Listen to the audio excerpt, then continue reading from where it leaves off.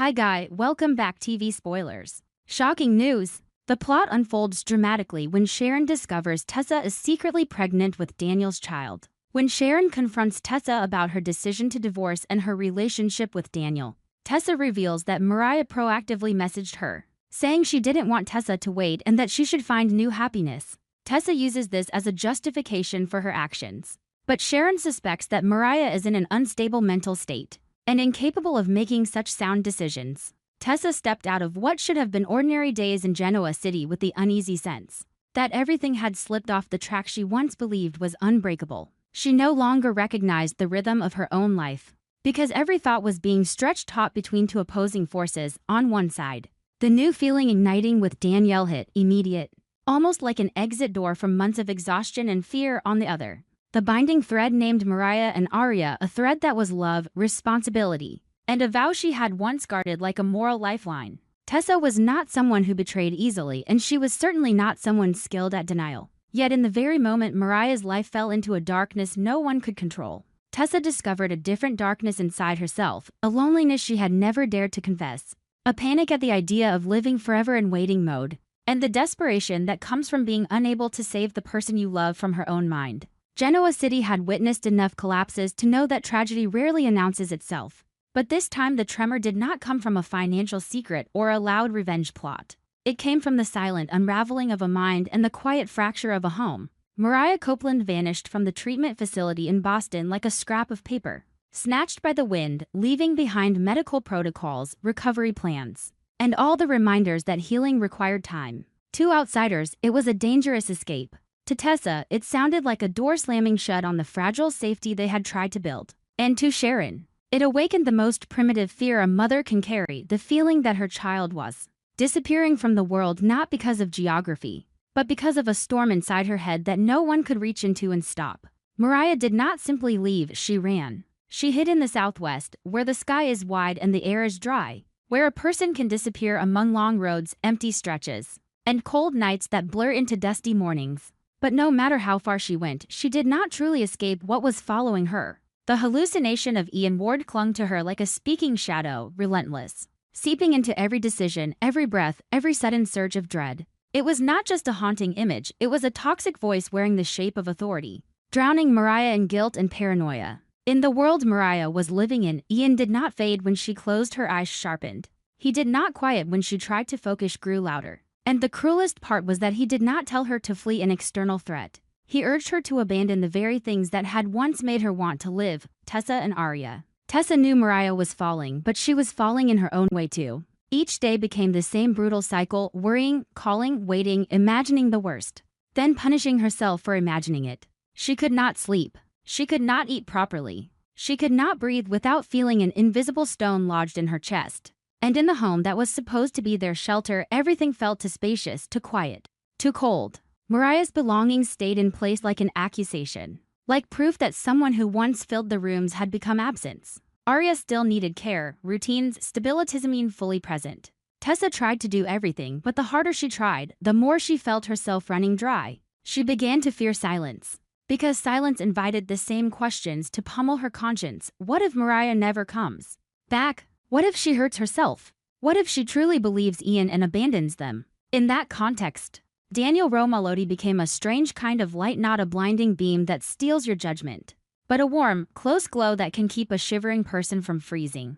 Daniel did not bring empty promises or rehearsed advice. He brought presence, listening, and the rare feeling that Tessa would not be condemned for being weak. Among all the faces in Genoa City, Daniel was not demanding that she become stronger, more patient, more understanding. He simply stayed long enough for her to let herself collapse a little, safe enough that she did not have to keep performing the role of the perfect survivor. Feelings grew from things that looked small on the surface, Daniel asking if she had eaten, noticing her hands shake around her phone, lingering a few minutes longer instead of leaving when the conversation got heavy. Then came the night when fear rose like floodwater, when Tessa felt she might crack from trying to remain calm in front of Aria. She reached for Daniel as more than a friend. She let closeness become a choice, and that choice slipped past the final boundary. Tessa and Daniel slept together, and afterward Tessa did not blame circumstance, did not deny it, did not act like a victim of loneliness. She stared straight at her own truth and told herself she did not regret it.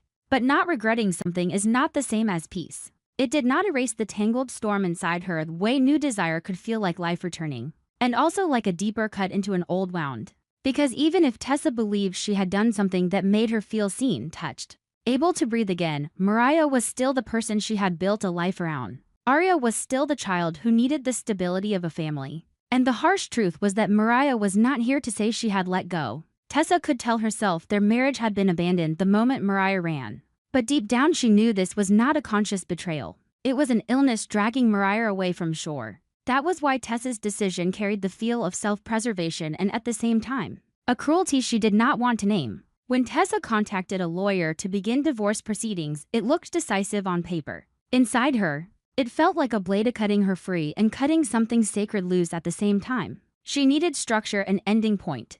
Because she could not survive the endless gray zone of waiting. She was exhausted from living under the rules of a crisis she could not control. Yet she also feared that this kind of decisiveness would turn her into a villain. In the eyes of the city, in the eyes of family, and worst of all, in her own eyes. She could insist she had no regrets. But when she imagined Aria growing up and asking why her family shattered, Tessa was not sure she could answer with calm honesty. Daniel and Tessa updated Sharon Newman about Mariah. And Sharon received the news like someone struck in the most vulnerable place. Sharon had lived through enough shocks in Genoa City to understand that disaster does not warn you.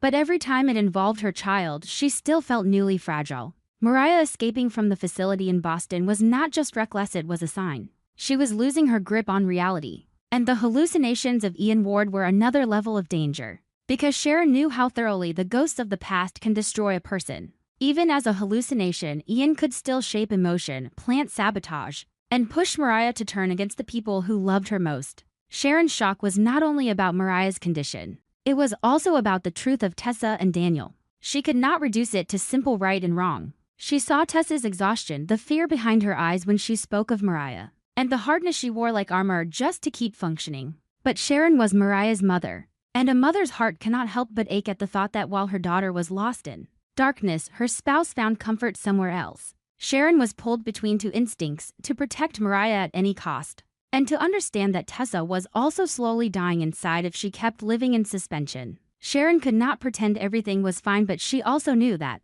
if she cornered Tessa with condemnation, she would lose an ally in the search for Mariah, lose the person holding Aria's life together, lose any fragile bridge left between hope and collapse. Sharon tried not to become a judge. She knew that if she punished Tessa with moral fury, Tessa would shut down. And then Mariah would have even less waiting for her if she came back. Sharon also understood that Mariah could not be disciplined by losing her family, because that kind of loss might be exactly what would destroy her completely. Still, Sharon could not erase what she felt. Her devastation was not merely the shock of information. It was the realization that her daughter's family was cracking from the inside out, and she was standing in the middle, unable to hold both sides at once. The tension thickened further after Sharon's painful conversation with Noah. Noah saw the situation through the strictness of someone who has watched too many family cycles repeat, and he feared history was returning in a new form. Even if he did not say it outright, his pressure made Sharon feel weighed and measured, loyalty to Mariah on one side, compassion for Tessa on the other. Sharon was not only worried about Mariah, she was worried about Aria, about the stability Aria required, about what would happen if both the missing mother and the exhausted caregiver collapsed.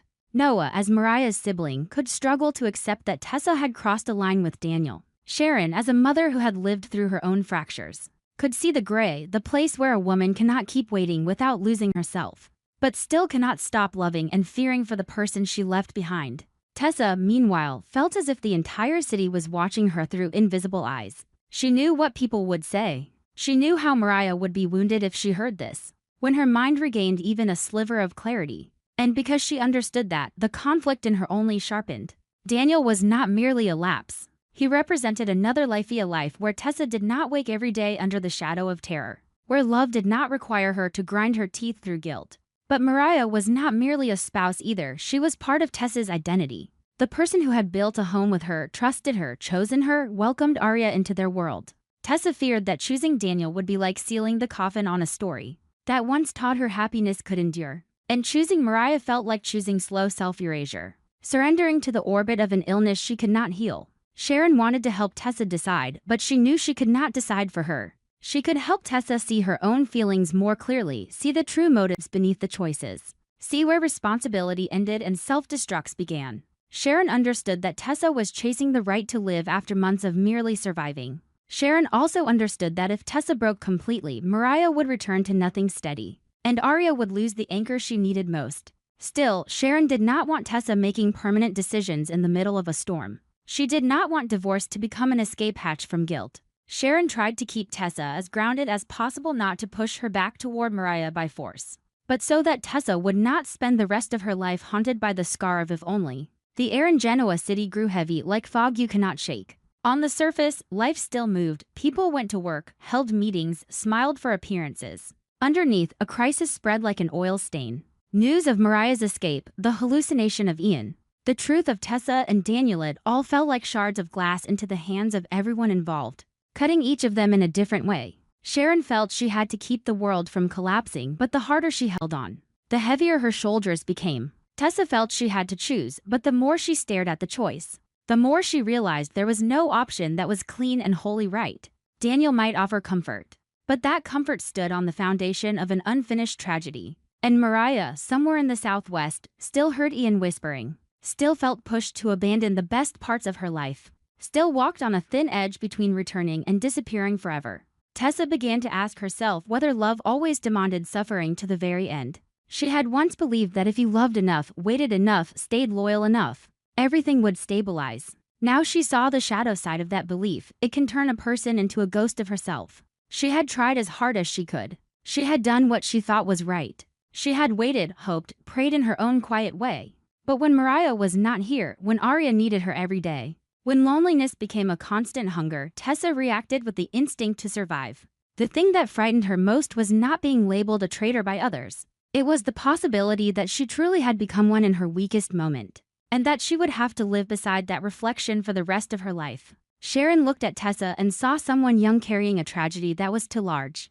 Sharon also saw a warning. Sometimes relationships do not collapse because love dies, but because a storm inside one person destroys the shared structure. Sharon did not want to lose Mariah, but she also did not want to turn Tessa into a sacrifice for her daughter's salvation. Sharon tried to keep Aria at the center of every thought, yet the more she did, the more she understood that Aria could not be protected by hiding the truth, or forcing adults to remain inside a role. Children need truth in a child's way, truth that still lets them feel that the adults are trying, even when the world is shaking. The conversation with Noah made Sharon feel the scrutiny even more. Noah might have wanted Sharon to stand with Mariah, absolutely, to protect her from all harm, including harm caused by Tessa.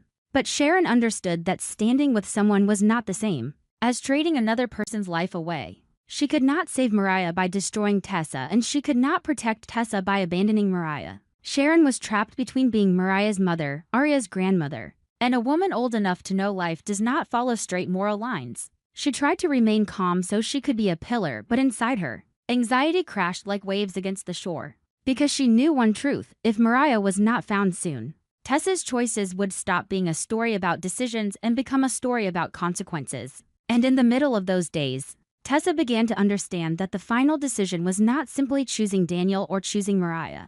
The final decision was who she would become after all of this. Would she be the woman who left because she could not bear it? Or the woman who stayed because she believed love could still save something? Would she mother Aria through honesty and stability? Or through sacrifice so complete it hollowed her out? Would she be brave enough to admit she had done wrong? Or brave enough to admit she still deserved happiness, even when circumstance refused to allow a perfect ending? In the end, Sharon could only do what she had always done best: listen, steady herself, and search for a path inside the dark. She could not promise Tessa that everything would be fine. She could not. But she could help Tessa avoid choosing purely out of panic, help her remember that Mariah was ill, not deliberately cruel, and remind her that Aria needed an adult who did not punish herself into collapse. Most of all, Sharon could keep the door between them from closing completely, so that if Mariah returned, there would still be a fragile chance for truth to be spoken without detonating into total ruin. Even Sharon could feel the terrifying weight of time. Somewhere in the southwest, Mariah was still alone, Ian was still whispering, and every passing day was another day Mariah might believe she should abandon Tessa, and Aria to be free in the twisted way the hallucination promised. Tessa stood in front of divorce paperwork like she stood before a door that might only open once. And Danielle, without being reduced to a simple third party in her mind, was still a reality. That complicated everything. Night fell and Genoa City stayed lit. But the light could not dissolve the cold inside the people involved. Sharon returned home with a deep weariness, each heartbeat hammering the reminder that Mariah still had not been found.